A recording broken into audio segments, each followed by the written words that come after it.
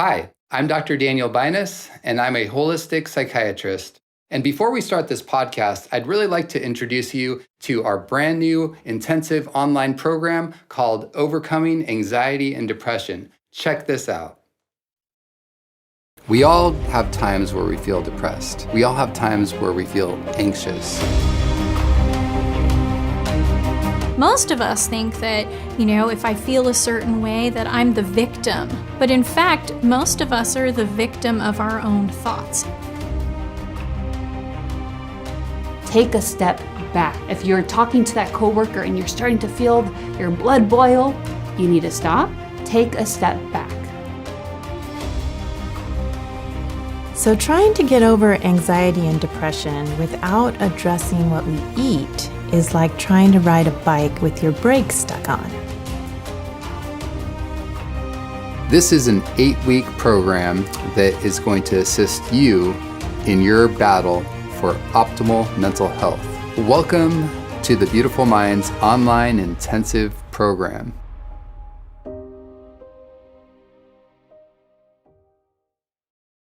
Our next program starts March 5th, 2024. To learn more, go to beautifulmindswellness.org or click on the link below.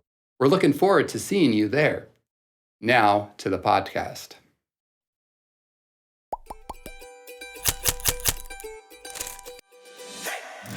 Welcome to the Brain People Podcast, a show where 4 mental health experts team up to bring you practical tools for overcoming mental health challenges.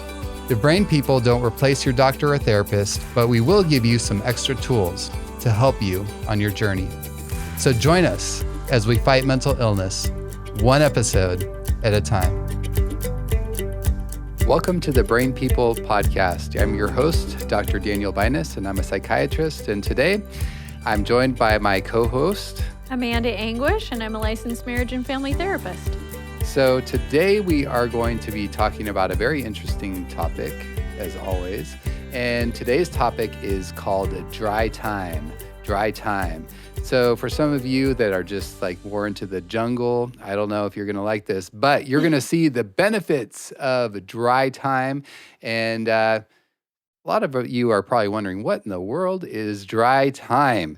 And why are we talking about that on a mental health podcast? Because we are not really weather people here, right? We're not trying to talk about global warming or anything. So, Amanda, can you tell us a little bit about what this means, dry time? Yeah, so a little bit about my history. So for 7 years, I worked specifically in substance abuse and recovery programs. And so dry time, we're talking today about the abstinence from alcohol. Now, some people have varying definitions of like, I'm doing a partial dry time, like I only drink on the weekends or that sort of thing. But we're talking about dry time in terms of not drinking. And with that, it was almost exactly 2 years ago that I was in court for a DUI. Amanda, I can't believe it. Yeah, no, I was not the person in court. I was actually a juror on a DUI case. But I thought it was very interesting, and this has always been a fascination of mine with substance abuse. I have family members who have experienced this. But this idea of how we can so affect our lives with alcohol. And I see lots of people dealing with alcohol abuse. We'll talk about drugs maybe another time, but this one's specifically about alcohol, and how in this court case, when the expert witness got up to give her testimony, I noticed that she said something that I had never even thought about in all the years that I worked in recovery, that the body actually recognizes alcohol as a poison as soon as the alcohol hits the body. And I don't know why that surprised me so much, because I've seen how alcohol has poisoned people, but to hear that the body knows that, even if our brains don't always want to acknowledge that. So that's why we're talking about dry time today. What are the benefits of it? Yeah, and it's interesting because I've seen this in people that are drinking, and of course, a lot of people get flushed red, and then especially certain populations are actually truly prone to having a full-blown allergic reaction than when it comes to alcohol.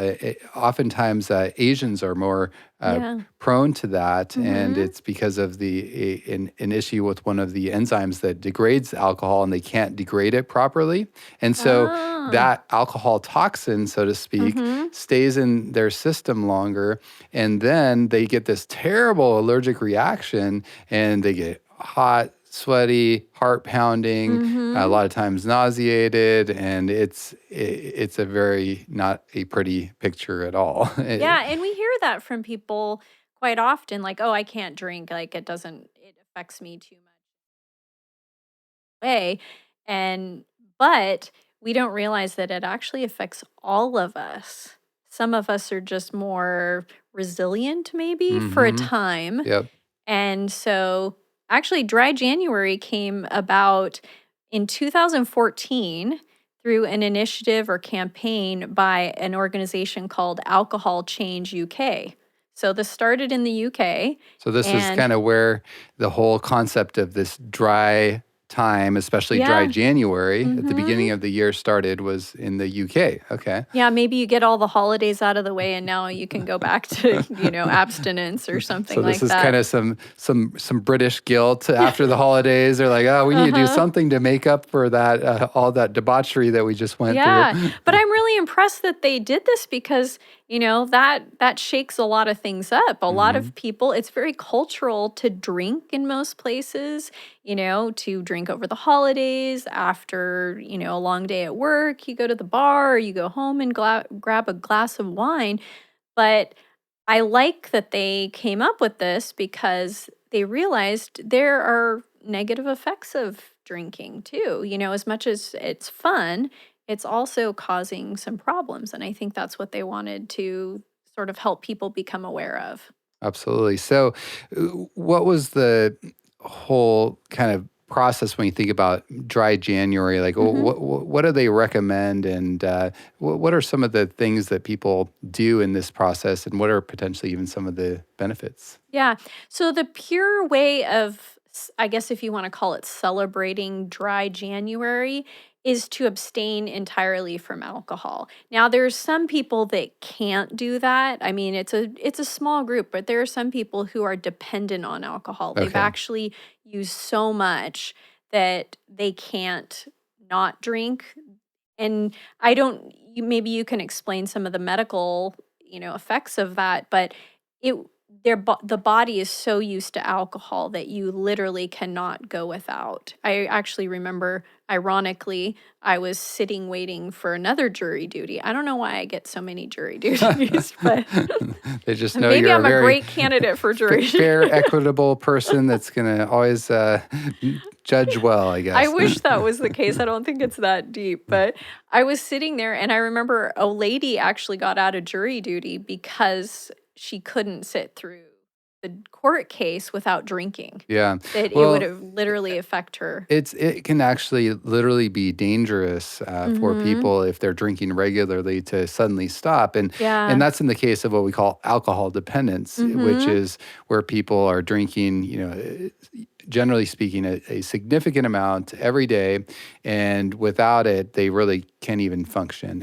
Yeah, it's And fatal. yeah, exactly. And so beyond that, and not only can they not function, if they go into acute withdrawal, that can because alcohol is a depressant and it depresses Mhm. brain activity, that withdrawal state can trigger an alcohol withdrawal seizure, Mhm. and that can literally be fatal Yeah. for certain people, Mhm. and that's why even thinking about dry January, we want to be really careful. It's a good idea, but if you're drinking a significant amount, you don't want to just quit cold turkey without some Mhm. kind of medical Yeah, and so assistance, you right? can talk to your doctor about that and make sure that you're a good candidate for this. But the average person is a good candidate for dry January. So, in the purest form, you're not drinking anything at all. Some people modify it, Monday through Friday, I'm not going to drink, but I can drink socially on the weekends with my friends, sort of thing.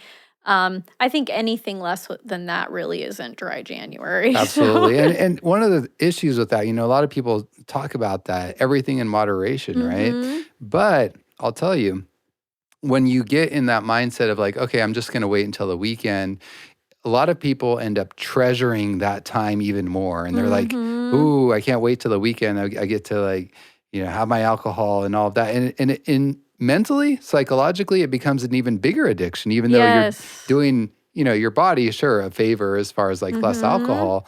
But in the long run, it doesn't always work to improve the overall effect of the addictive pattern. Yeah, it's like tricking yourself into thinking that you're doing something great. But I've also found too, very similarly, I work with a program on the side that's a depression and anxiety recovery program. And sometimes we'll have people go on fasts, because obesity can also affect, depression and anxiety. What happens is that person won't eat for a certain meal of the day, but then they'll eat twice as much for another Yeah, meal. So that's true. we also don't want people to do a modified dry January because then you can just overdose on the weekend and And it's really not really. binge, and it ends up Yeah. being even worse for you. So Mm-hmm. what are some things that people can do instead of drinking? Maybe they recognize, okay, I realize like alcohol is not the best for me Mm-hmm. physically or mentally for that matter. Uh, and I want to make a change, but it's hard. Like, what are some options that people Yeah. can do So instead? some of these things are recommended things, but others of them, just in talking with my clients, we have found that they're really helpful for my clients. So the first one is one of the things that a lot of people will tell me when it comes to alcohol is it's not just the effects of the alcohol psychologically, but it's the effects of the alcohol like in their mouth, like physically. Mm, And so they really enjoy, or they've learned to enjoy, that sort of effervescent kind of taste in their mouth. Not taste so much as just the texture of the alcohol and the bubbling of the alcohol. So one of the things that has been quite helpful to a lot of my clients is to replace the alcohol with something that is like a mineral water or a soda water or something like that, to where they're getting the same kind of effect in their mouth without the effects psychologically and physically to their bodies. yeah, and I really appreciate that. And I think that speaks to something that we generally always try to address with people dealing with addictions in general, which is that you don't want to just take something away and Mhm. then leave this complete void. It's good to think about like, what could I replace it with? And of course, there's, like you said, the physical part, like where a different sort of drink could potentially be Mhm. helpful. Um, are there other things, especially even from like a psychological standpoint or Yeah.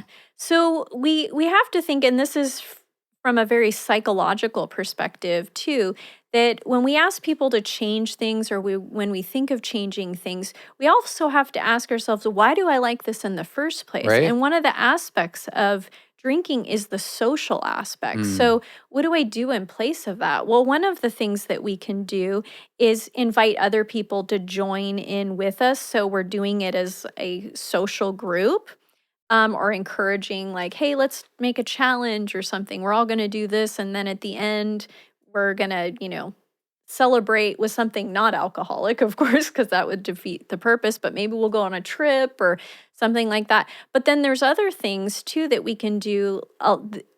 This is actually becoming quite popular, this dry January thing, and even dry living, if you want to call it that, or dry time. And there are actually dry bars popping up in some of the major cities, and maybe not so major cities too, where people who have been alcoholics or drank too much realize, well, what do I do with my time? I still want to get right? together I still with want to people. socialize and that sort And of thing. and you don't go, hey, let's go get a smoothie necessarily Right. or something like that. And where do you go at night? Well, these dry bars are offering non-alcoholic versions of your favorite drinks.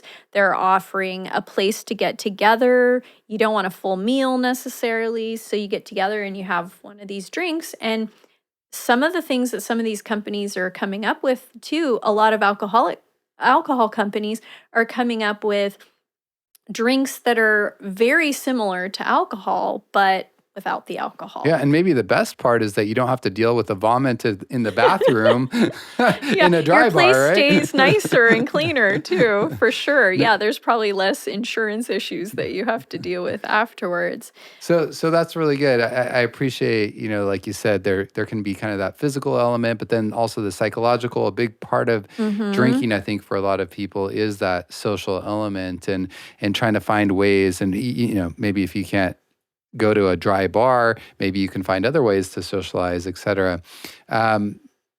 There are other psychological needs, though, too, that people are trying to meet with alcohol. What about those? What if someone is drinking because they're grieving for someone or they're depressed or anxious? I mean, what?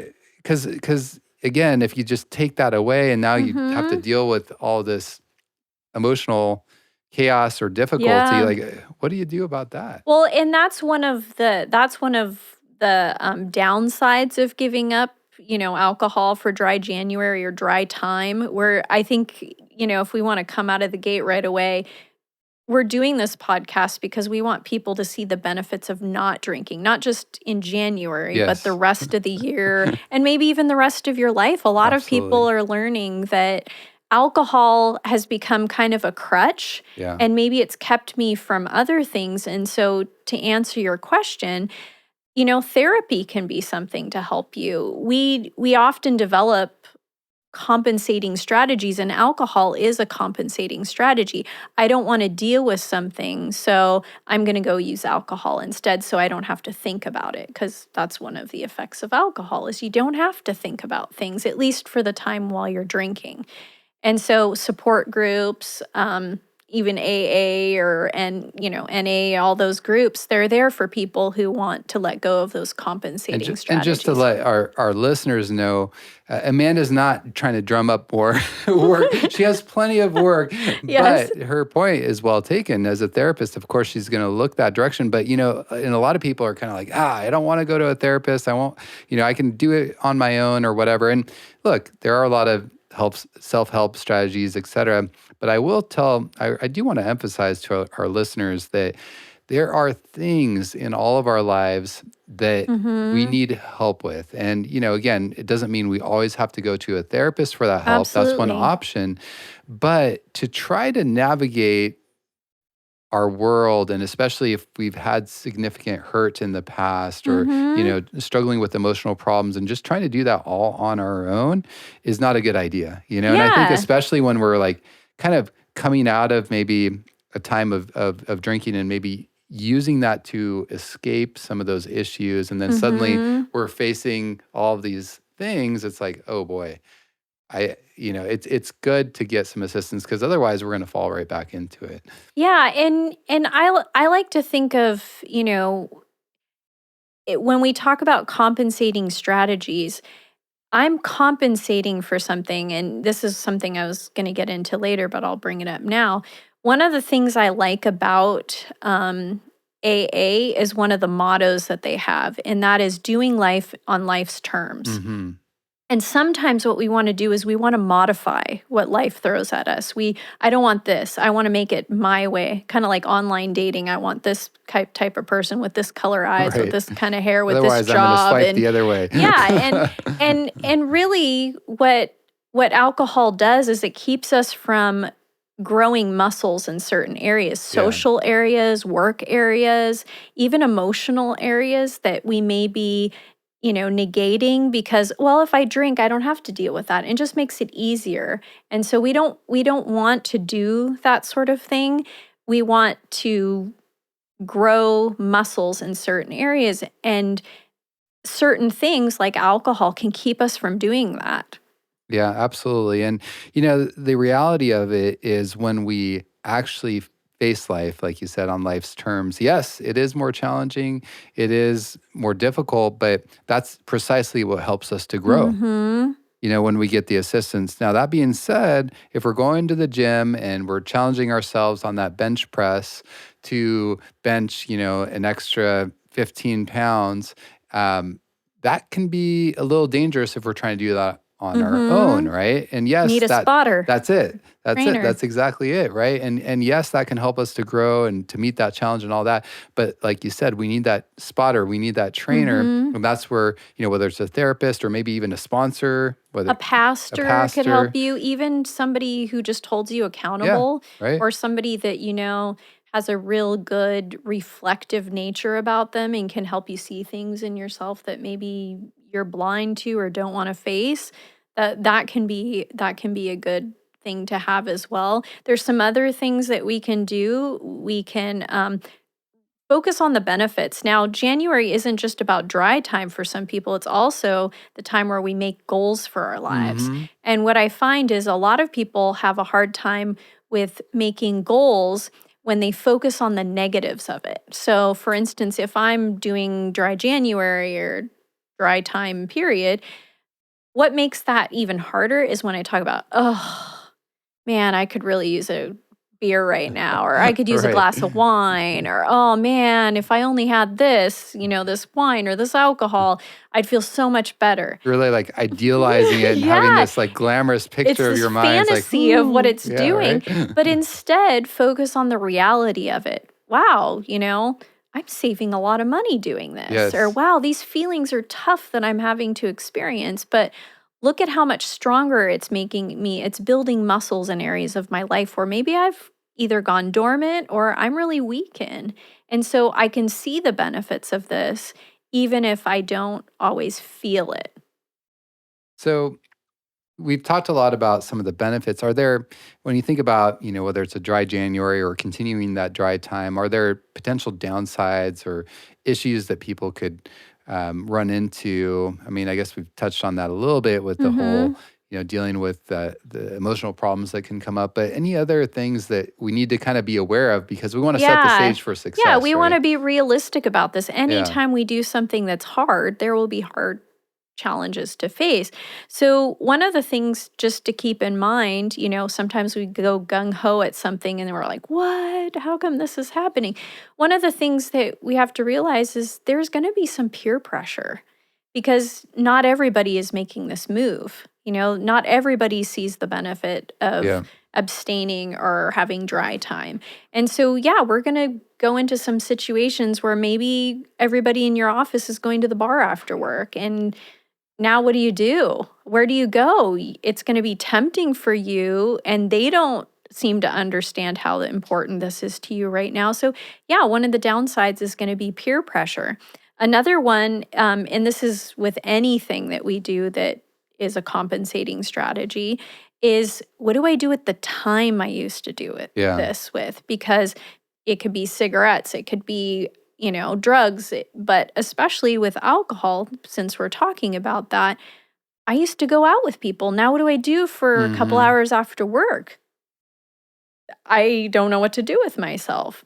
And you might feel like something's missing too. We don't often talk about this, but for some people, it's almost like you're losing your best friend. Yeah. That thing that's with you all the time. You always look to it for support when you're having a hard time. You go to it when you've had a bad day. And now what do I do? It's like I'm going to have to grieve the loss of this thing in my life that has been like a security blanket to me. So that is a downside that we'll have to face those things. Also, another one, I'll just be honest. I never drank. I mean, I've tasted alcohol over the years and stuff, but I have a history of alcoholism in my family and over drinking. And so for me, I decided very early on that you can't be an alcoholic if you don't drink. That's So right. that was my best way. It Yeah. also helped that I was saving a lot of money too, because I don't like to spend a lot of money. But one of the things that has been one of the downsides to not drinking is looking judgmental. And that it's not fun. It's not that you're truly judgmental, but it's like it's not that I want to look like I'm Right. judging people or anything like that, but inevitably when you're the only person not doing something, it's very easy for others who already feel, the ramifications of their decisions or that their life isn't going in the direction that they ideally want it to, it's easy to project that onto someone else and say, oh, well, you're judging me. But in reality, that person is probably already judging themselves, and that's why they're projecting that judgment, because it's easier to blame you than to acknowledge how hard it is to live this life that maybe I don't feel so comfortable with or isn't lining up with my values. So that is a downside, is Yeah. you may appear judgmental to people. And then the last one is actually one that this organization, Alcohol Change UK, suggests, and I think it's very valid, is that first Friday after you decide. Mm. Because when do Yeah. we typically drink the most socially with a group on the weekends? There's even lots of songs about it. It's Friday night, right? And so one of the downsides is, it might be easy that first Monday or Tuesday, Yep. but when you get to Friday, oh, now it's really hitting me. I'm going to have to face this. Absolutely. And so that's something that we also want people to understand, is that can be a downside. It's not fun to have that big moment when things are starting to, people are celebrating. I have to, I made this goal. Now what do I do? Absolutely. And, as you're talking, we're looking at these potential downsides and these, I'd almost say potential pitfalls in a way. What keeps going through my mind is, got to have a plan. You got to have a plan. And so, Amanda, thank you for really illuminating some of these things, because it helps us to start looking at, okay, these are potential pitfalls. What is the plan that we can put into place ahead of time so that we can be successful? And again, what I'm hearing is super important to find replacements, super important to find when we say replacements both for the physical aspect and then also the psychological aspect, it's important to get support and help as far as addressing emotional issues as they come up, and maybe that we've been masking with the alcohol, and then also support in other ways, meaning accountability and the social element and this sort of thing, so that we can have the support, but then also be getting our love cup filled, so to speak, so that we really start realizing, like, hey, life could actually be a lot better, not just for my physical health, but as a whole without alcohol. Yeah, and that actually ties really well into the next thing. And I wanted to save this for last, is what are the benefits of dry time? There are so many benefits that we don't even realize. Even as a culture, if we understood these things, I think we'd have a different perspective on the way we drink, the way we, celebrate, and those kinds of things. So the first one is kind of goes with a lot of people's New Year's resolutions, is weight loss. So one of the benefits of not drinking is weight loss, and the same organization, Alcohol Change UK, actually found out that the average amount of weight that people lose, because we know alcohol has a lot of empty calories in it, the average amount of weight that is lost is 4.5 pounds. All right. That month, that first month. Wow. If you just go without alcohol for January, you are very likely to lose 4.5 pounds on average. So you could lose a little bit more, maybe a little bit less, but you're going to lose weight. The next thing that is a positive of dry time is decrease in blood pressure. And that's at about 5% on average, is people's blood pressure goes down 5%. That's kind of cool. That would eliminate maybe some blood pressure medication and that sort of thing. Another one, and I think this is cool, and these are just like the medical benefits of improvement in diabetes risk of almost 30%. A lot of people have issues with diabetes, and you don't think about this stuff, but there's a huge, change in your diabetes risk. Another thing that I think is really cool is and a lot of people know this, but it makes it easier to wake up. You don't have the hangovers. You don't get that. Even also, this kind of goes into the next thing, is better sleep. Alcohol, and this is why a lot of people actually drink, because they think it helps them sleep better.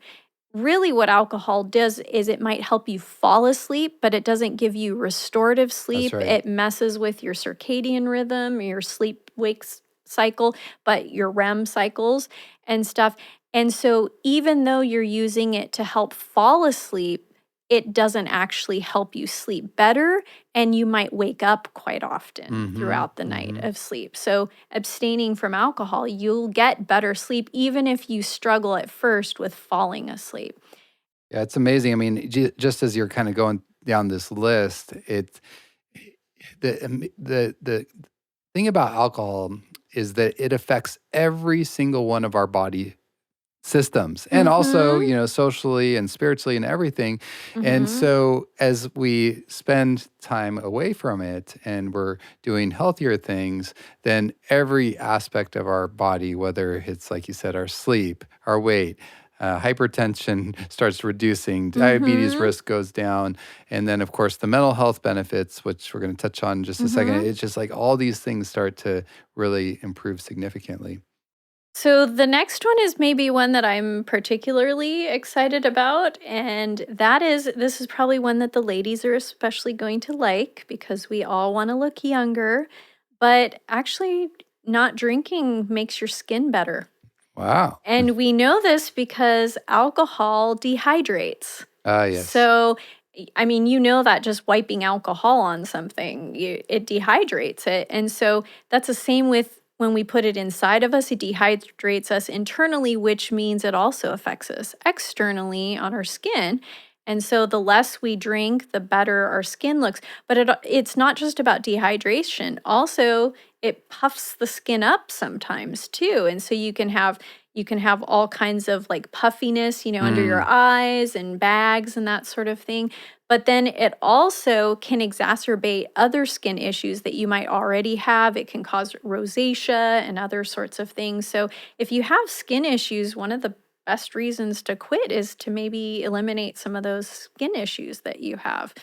Another one, I also like this one a lot, saving money. New research just came out in 2023, so we're very close to that the average person saves between $57,000 and $121,000 in their lifetime by not drinking. Wow. Like That's a lot of money. that's a mortgage or that's a down payment Oh, on a yeah. house, Yeah. depending on which bracket you're Right. in. You could put a nice down payment on a house with that kind of money. And what is the biggest thing that keeps young people from being able to afford a house? It's not that they can't pay for the rent because rent and mortgages are Just the often down very payment. similar. Yeah. It's the down payment. So if every young person gave up drinking or decided not to drink, they could essentially make that money and put a down payment on their house. That's awesome. What about the mental health benefits that people can really expect to receive? Yeah, so one of the things that I mean, the mental health is obviously what we focus on the most, but it when you don't drink, it gives you an opportunity to manage your mood much better. So depression isn't going to be the same. Anxiety, there's even kind of a cute term that some people call it when you're drinking. They call it hangxiety. It's like a hangover with Yes. anxiety and stuff. So when you're not drinking, you're actually able to control your emotions much better, manage your mood. You don't have that numb feeling. And again, the less anxiety and depression. Another thing, too, and this is something that I've seen a lot of people in the public eye when they decide to go sober, not just in January, but all over, Mhm. they realize that they have actual better mental clarity, better decision making, and better control of their life, which often leads to less trauma too. So when we're Absolutely. making better decisions, we're not walking ourselves into traumatizing situations. For some people, that could be, getting pregnant and they Mhm. weren't planning on that, but they drank too much, or even sometimes date rape or rape and stuff because you go into a party, you drank too much, and you became susceptible to people taking advantage of you and that sort of thing. And that doesn't excuse the perpetrator, but it just shows that sometimes we make decisions not as well when we're under the influence and stuff too. Absolutely. Now, some people say, okay, well, I get it. Drinking too much is not a good thing. But how about if I just drink a little bit? Because everything in moderation, right? So what do you think about that? Oh, yes. Thank you for asking. So a lot of us know that there are some medical benefits to drinking. So people will say like, oh, it's good for your heart and everything. I like to tell my clients that yes, what if it was good for your heart, but you found out even the smallest amount, which is based on research, was carcinogenic? How helpful would it be if your heart was like robust and working really, really well if you were dead from cancer? Wouldn't help too much. Even the resveratrol, sometimes people like to say it's better for your skin. But what if you knew you could also get that from a grape or grape juice? It doesn't have to be fermented. And so even the smallest amounts of alcohol, especially for women, and men are right behind that, the smallest amount of alcohol, when they've done the meta-analysis, that means all the research on alcohol, they find that even the smallest amounts are carcinogenic. And so we're actually making ourselves more susceptible to all kinds of cancers when we partake in alcohol. And I want to definitely affirm to our listeners exactly what Amanda is saying. The research shows, and there was for a long time confusion, like, oh yeah, maybe 1 or 2 drinks several times a week would actually be healthy. But now that science has taken a closer look at the preponderance of evidence and all of the different studies, it is very clear that no amount of alcohol is safe or healthy for us. And complete abstinence lifetime is actually what's going to be healthier, both from a physical and a psychological standpoint. And the research can be confusing because we might hear, oh, it's really good for this. Well, one, you have to ask who did the research in the first place, or not who did the research, but who funded the research. That's right. And two, you have to ask yourself, when we're weighing everything, does this being a benefit outweigh the downside of drinking too? So that's what we mean by the meta-analysis. When you take all the research, what does it really boil down to? It's not good for us.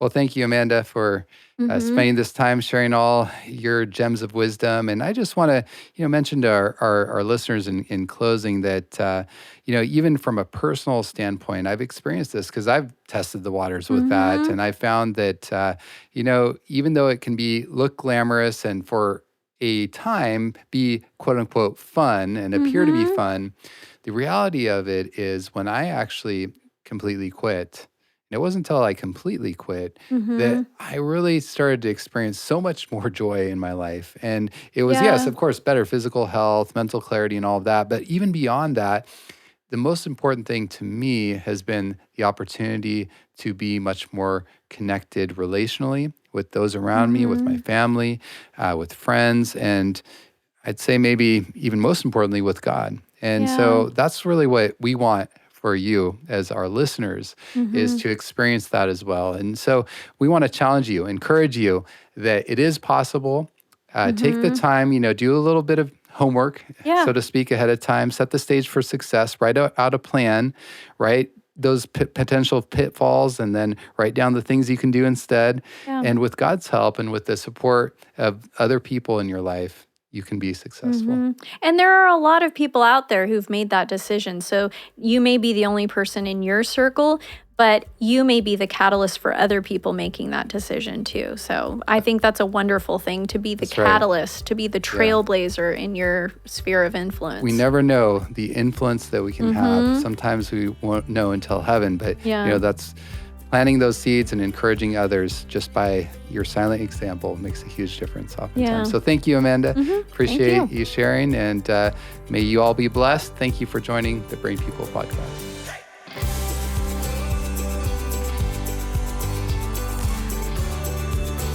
Thanks for listening. To hear more episodes, find us on social media, or support us financially, visit thebrainpeoplepodcast.com.